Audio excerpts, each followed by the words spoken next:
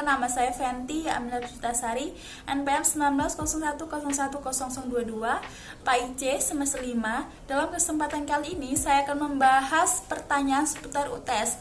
Nah, simak videonya ya. Pertanyaan pertama yaitu bagaimana konsep Merdeka Belajar dan Pendidikan 4.0. Nah, konsep Merdeka Belajar dan Pendidikan 4.0 ini, sebelumnya, apa itu Merdeka Belajar? Nah, jadi konsep Merdeka Belajar sangatlah berbeda dengan kurikulum yang pernah ada yang digunakan oleh pendidikan formal Indonesia. Konsep pendidikan baru ini sangat memperhitungkan kemampuan dan keunikan kognitif individu para siswa. Berikut garis besar konsepnya.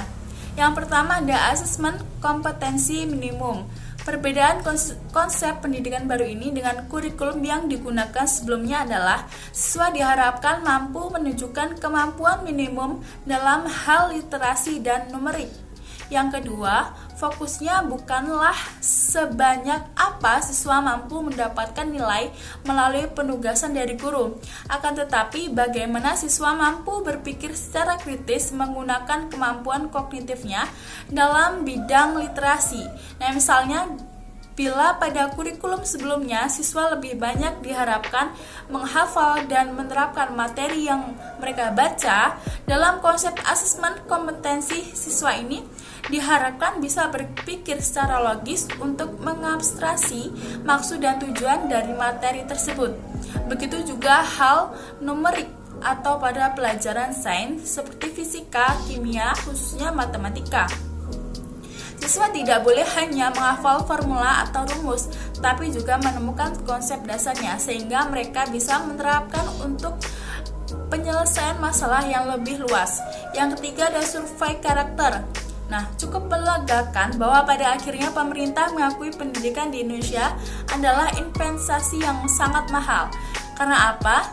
Setiap daerah memiliki keunikan manusia yang berbeda-beda dan tidak mungkin dipaksa untuk menerapkan satu sistem dengan indikator tetap. Pada konsep survei karakternya, pemerintah akan menilai secara menyeluruh terkait kualitas pendidikan di sekolahnya. Bukan hanya tentang hasil belajar, tetapi juga ekosistem dalam infrastruktur pendidikan yang tersedia. Dengan kata lain, pengembangan kualitas pendidikan bukan lagi tentang penerapan indikator kualitas tetap dan akan tetapi berdasarkan data hasil survei terbaru terhadap sekolah. Yang keempat yaitu perluasan penilaian hasil belajar. Satu hal yang paling penting menarik dalam konsep Merdeka Belajar ini adalah adanya perluasan penilaian hasil belajar siswa yang tadinya hanya dari nilai-nilai ujian nasional menjadi penugasan dan portofolio. Kedepannya juga siswa akan diberikan ruang untuk bisa mengembangkan diri mereka sesuai minat dan bakatnya. Nah, dengan cara ini stigma siswa pintar dan bodoh diharapkan bisa segera dihilangkan karena manusia memiliki bakat alami yang berbeda-beda dan tidak bisa ditentukan dengan tes formal. Yang kelima, pemerataan kualitas pendidikan hingga ke 3T. Merdeka Belajar juga dapat diartikan keadilan terhadap akses pendidikan yang setara bagi seluruh siswa di Indonesia. Nah, oleh karena itu, pemerintah membuat kebijakan afirmasi dan pemberian kuota khusus bagi siswa yang tinggal di daerah 3T. Nah, pertanyaan yang kedua yaitu apa rancangan perencanaan pembelajaran Al-Quran dan Hadis dan pembelajarannya yang Anda miliki dalam menyambut era pendidikan 4.0 ini.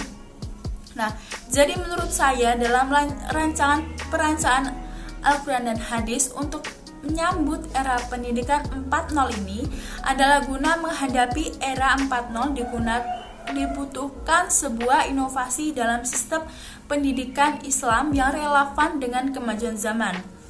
Nah, kemudian inovasi sistem pendidikan Islam dimaksudkan untuk meningkatkan mutu dan kualitas lulusan yang dapat bersaing dengan bertahan di tengah kemajuan zaman.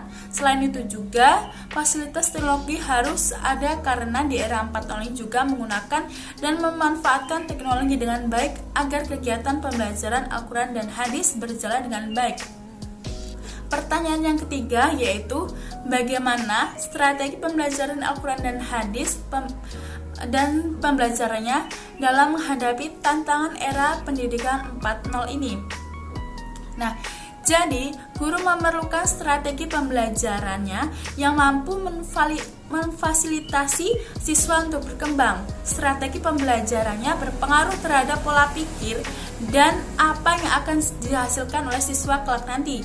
Pemilihan strategi pembelajaran mempunyai peranan penting dalam menyiapkan siswa menghadapi era 4.0 ini. Nah, ada beberapa strategi yang bisa digunakan guru dalam pembelajaran, yaitu membantu siswa dalam belajar. Proses pembelajaran yang terjadi adalah teacher center. Nah, guru sebagai sumber informasi satu-satunya di dalam kelas, guru juga menjelaskan pembelajaran, siswa diberikan waktu untuk menyalin catatan di papan tulis, siswa juga mengerjakan latihan soal, pembahasan, dan dilanjut dengan penilaian. Nah, kemudian untuk anak yang memperoleh nilai yang baik mendapatkan apresiasi dari guru. Namun, untuk siswa yang belum mendapatkan nilai yang baik, belum ada tindakan khusus atau remedial dari guru. Nah, pertanyaan yang keempat yaitu bagaimana pengembangan media pembelajaran Al-Quran dan Hadis serta pembelajarannya yang sesuai dengan era pendidikan 4.0 ini. Jadi,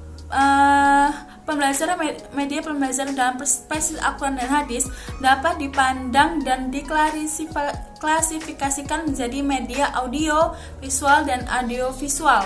Dalam hal ini ada beberapa contoh macam-macam media pembelajarannya, yaitu seperti e-learning. Di dalam e-learning ada tempat-tempat untuk pembahasan materi, diskusi, pengumpulan tugas, dan lain sebagainya. Kemudian selanjutnya melalui YouTube dan media sosial lainnya. Kemudian pertanyaan yang terakhir atau kelima, yaitu apa pendapat Anda yang tentunya didukung dari beberapa teori yang kuat terkait evaluasi pembelajaran Al-Quran dan Hadis dan pembelajarannya. Nah, dalam suasana berdampingan dengan COVID-19 ini. Nah, jadi pendapat saya mengenai pertanyaan tersebut yakni pembelajaran secara daring atau online merupakan sistem pembelajaran dalam jaringan yang menggunakan metode pembelajaran jarak jauh melalui media berupa internet dan alat penunjang seperti telepon, seluler, dan komputer. Pembelajaran daring atau online menjadi solusi pembelajaran di masa pandemi yang telah melanda di berbagai negara. Nah, pembelajaran daring selain menjadi solusi juga untuk mengupayakan tercapainya tujuan pembelajaran yang hendak dicapai, sehingga proses pembelajaran tetap berjalan meskipun menggunakan pendekatan pembelajaran jarak jauh dan tanpa tatap muka. Nah, jadi pembelajaran online ini atau daring yang dimaksud adalah sistem pembelajaran yang memanfaatkan media internet dalam proses pembelajaran dan yang membuat pendidik harus menguasai media pembelajaran online untuk melangsungkan kegiatan pembelajaran ini dan diharapkan mampu berkreasi dalam proses belajar mengajar agar tujuan pembelajaran dapat dicapai secara maksimal. Nah, pembelajaran Al-Quran dan Hadis juga merupakan salah satu mata pelajaran dari pendidikan agama Islam yang bertujuan untuk menanamkan rasa gemar membaca dan menanamkan rasa kecintaan terhadap Al-Quran. Nah, cukup sekian yang bisa saya sampaikan. Apabila ada salah, saya mohon maaf. Saya akhiri. Wassalamualaikum warahmatullahi wabarakatuh.